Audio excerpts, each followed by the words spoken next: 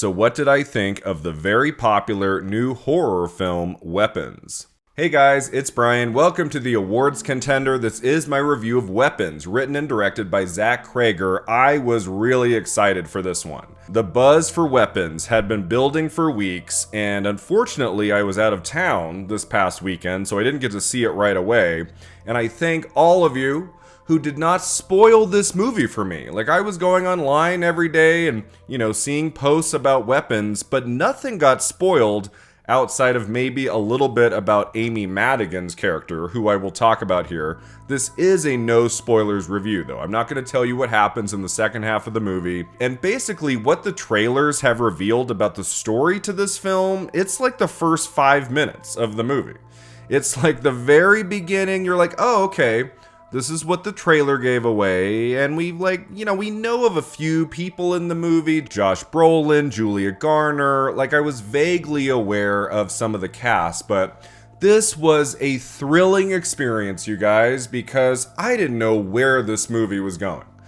Past the 30-minute mark, I was clenching my fists in total suspense, in the unpredictability of this narrative, with some truly spectacular scare scenes. There's at least 4 in Weapons where I jumped straight out of my seats. I was grinning from ear to ear throughout the entire 2 hours and 10 minutes of Weapons, because from the beginning, I knew I was in very good hands. The director's last film was Barbarian from 2022, which I loved, which almost made my top 10 list for that year. That was also a film that I didn't know much about going in. And when Justin Long shows up in that movie, I'm like, oh, okay. Where is this going? And the narrative of Barbarian really goes to places you do not expect and is very exciting.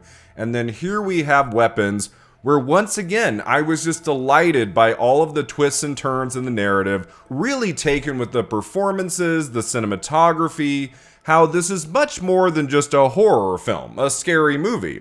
It's got those elements. If you are going to Weapons to be scared, you get that and more. It's there, but it's also very much a dark comedy. Nothing really funny, you're laughing out loud at much, even in the second half when things get really weird and offbeat and stuff. But just the tone of the film as we get to the third act, it does become something a little bit different than what was introduced in the first 20 to 30 minutes, and I loved that about Weapons. I think this is one of the 10 best films of 2025. I will go as far as to say this is a horror masterpiece. I really love this. I think it's going to be the best horror film of the year. We have a few more months. Maybe something will come out around October that I will also adore. But I don't think we're going to get anything better than Weapons. This film reminded me of Hereditary. Hereditary, my favorite film of 2018, one of my favorite movies of the last decade. I got a Hereditary vibe out of Weapons all the way through. If you had told me Ari Aster wrote and directed Weapons, I would believe you. There's similarities in its storytelling and its pacing, in its attention to detail and character, and going places you don't expect. It did remind me of Hereditary at times.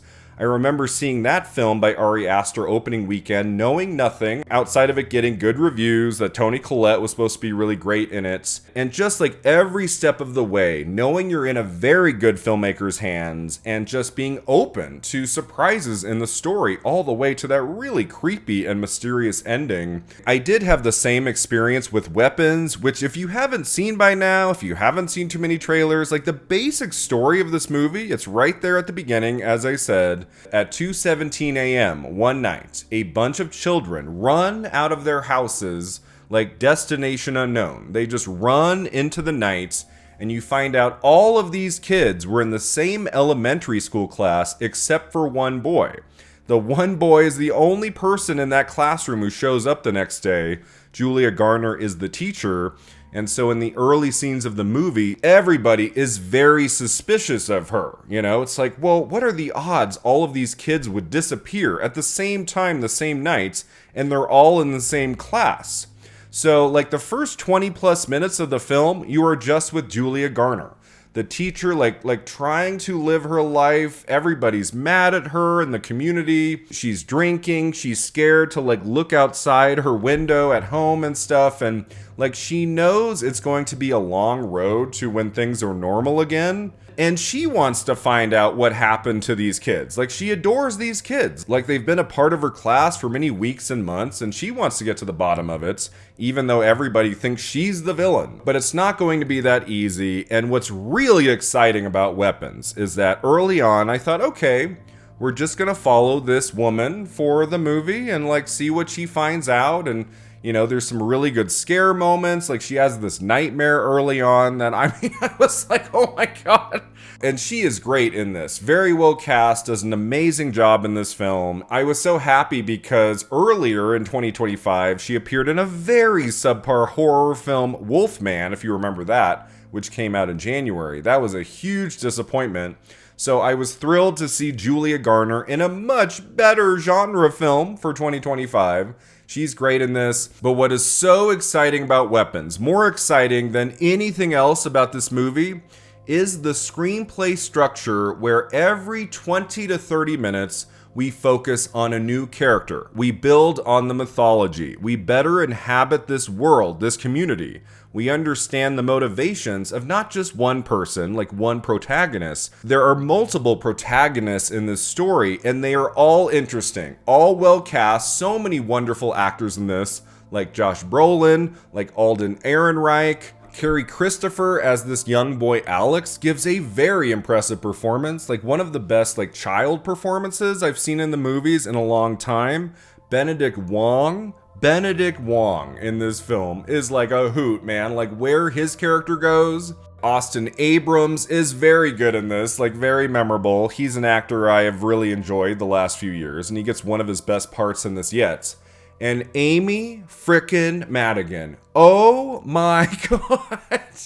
Some people had been sharing memes and pictures and certain thoughts about her performance in the movie, and I tried to not read up on who she was in Weapons. I've always really liked Amy Madigan, but boy, I was not prepared for her performance in this. This is one of the most bonkers, crazy, brilliant horror performances we have gotten in a few years. Like every year we hope for like one, right? One performance in a horror film that really stands out, stands the test of time. I think Amy Madigan in Weapons is one of those performances. I mean, it's already going to be a Halloween costume for sure. I imagine there's going to be a lot of that in October. But I'm just like, who thought of Amy Madigan for this character? It is one of the most inspired casting choices of anything I've seen in a long time. I just can't imagine she would have been like at the top of the list. Like, has she done a horror film before? Has she played a role like this? You know, I don't know. Maybe she has, and you have to remind me in the comments. But I was just like, this is so inspired. She is so great in this. Every moment on screen, like she has to bring it in this movie. That's all I'll say. Again, no spoilers here. But I was like, I mean, beyond just her appearance and where her character goes in the second half of the movie, I was just like, damn, like she is giving this her all. And it was very thrilling to watch her performance in this. I don't know if Weapons is going to be like an Oscar contender next season. I would be surprised just because like it's an August release. It's a horror film.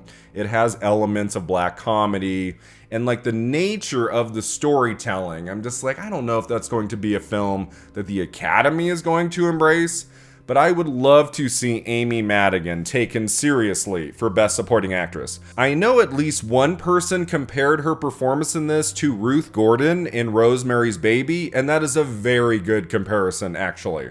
You know, because she's kind of flashy in that you don't quite know if you can trust her. She won the Oscar for Best Supporting Actress for Rosemary's Baby. It's like, why can't Amy Madigan at least be in the conversation, you know, for the Golden Globes, for the Oscars, for SAG, for this film? I mean, one thing that does help Weapons when it comes to the awards conversation is that it opened with $42 million opening weekend. Like, this is an original film. It's not a sequel, not a reboot. It's an original horror film that got to over $40 million opening weekend. So it's a blockbuster. It's a hit. And I do think in the weekends to come, the weeks to come, it's going to continue bringing in audiences. The word of mouth. It's already been through the roof the last few days, to the point where I said, I need to see this movie now. I was like, I'm not waiting another week or two. I got home from my trip I did over the weekend. And like, the first thing I did almost was see Weapons. I was like, I have to see this before it's spoiled. I don't want to know anything more about this movie. So it will be interesting in the months to come to see if anything comes of Weapons during award season. Like, I'm not seeing it right now. It would surprise me. But when I reviewed Sinners back in April, I was like, oh, it's great. It's so good. Like, this is really, really fantastic. One of the best movies of the year. It's probably not going to be a big awards contender. It's a vampire movie, you know, maybe a technical nomination or two. And here we are in August, and it seems pretty likely Sinners is going to do very well next season. It might get into picture and director, maybe actor, supporting actress, screenplay and stuff. Like, I mean, maybe it doesn't do as well as we're all thinking right now, but like after making that review of Sinners, I had to then reassess, like, oh, like maybe this will be an awards movie. We shall find out soon. I think Sinners has a better chance than Weapons, you know, because Sinners is like a period film, especially in terms of its craft and stuff. I feel like that one might be more of an Academy favorite than Weapons. But if everybody in the Academy sees Weapons, like, I don't know. I feel like something could happen with this. I think it's that good. It deserves to be an awards contender next season. It is a great, great film that I can't say too much about without spoiling. Like, coming into this recording, I was going to say more, but for those of you who haven't seen it yet, I don't want to go into more of the plots. The joy of this movie is in the discovery, is in learning new things about all of the characters, getting new clues to the mystery, which does resolve itself by the end. I have heard some people say they felt kind of underwhelmed by the ending. Like, maybe like the very end, the last 2 minutes could have been expanded a little, but the final sequence, like the suspense sequence that resolves the film in the last 10 minutes is freaking great. Like it sticks the landing for me. I wasn't sure. There are a couple slow beats to the story in the final 45 minutes. And I was like, okay, this is still really good, but like how is this going to resolve itself? Where is this going? And then all of the plot threads come together in the final 10 to 15 minutes in such a beautiful way. And there is a moment right near the end where I just started applauding. I was so happy. I was like, oh man, this is really disturbing and sick, but frickin' awesome. This is where this movie needed to go. So I was very happy at the end and happy all the way through the movie. If I were to give Weapons one Oscar nomination, it would 100% be Best Original Screenplay.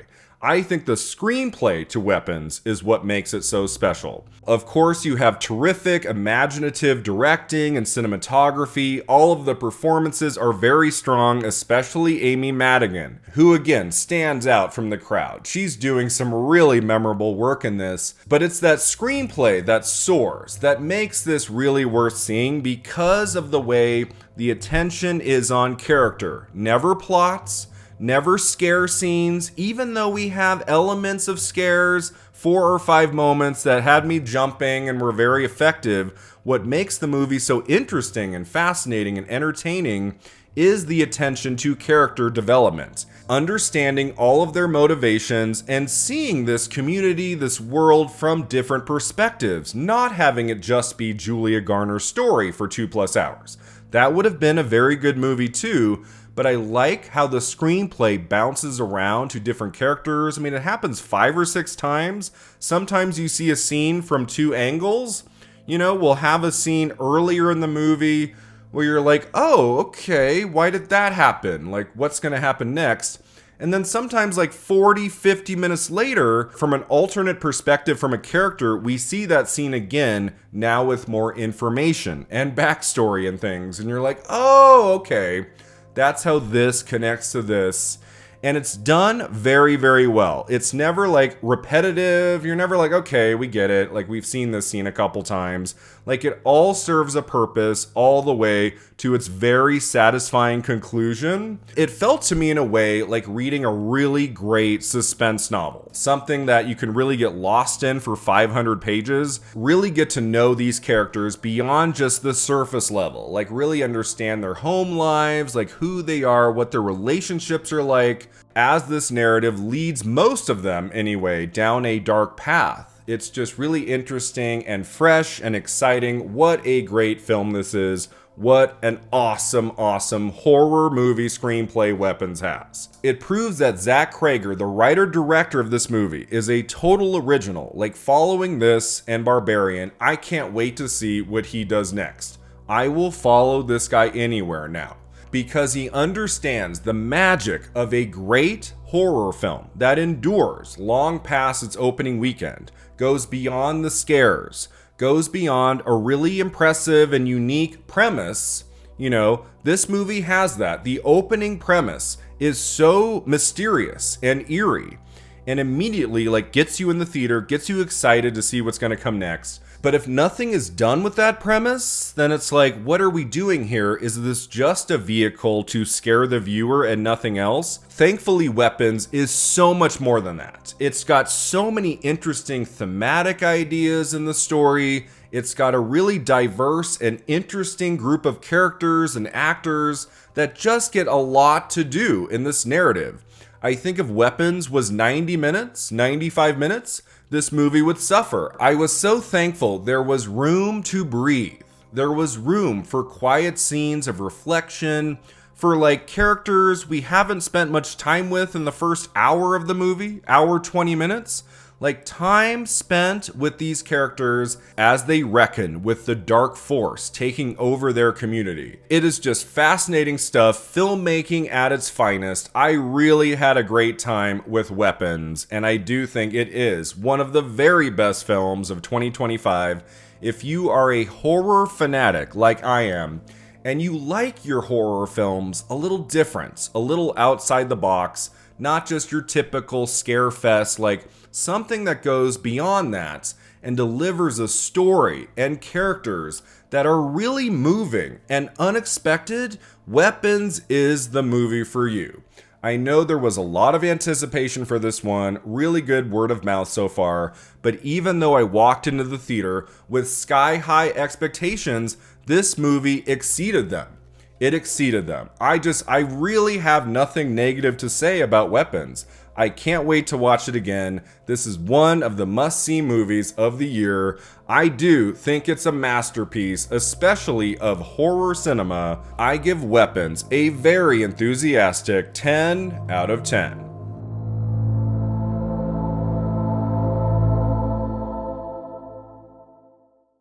Thanks so much for watching and subscribing, and let me know in the comments below, what did you think of Weapons? Do you think it was a masterpiece? Will this get into the Oscars next year? Let me know in the comments below, and I will see you next time at the Awards Contender.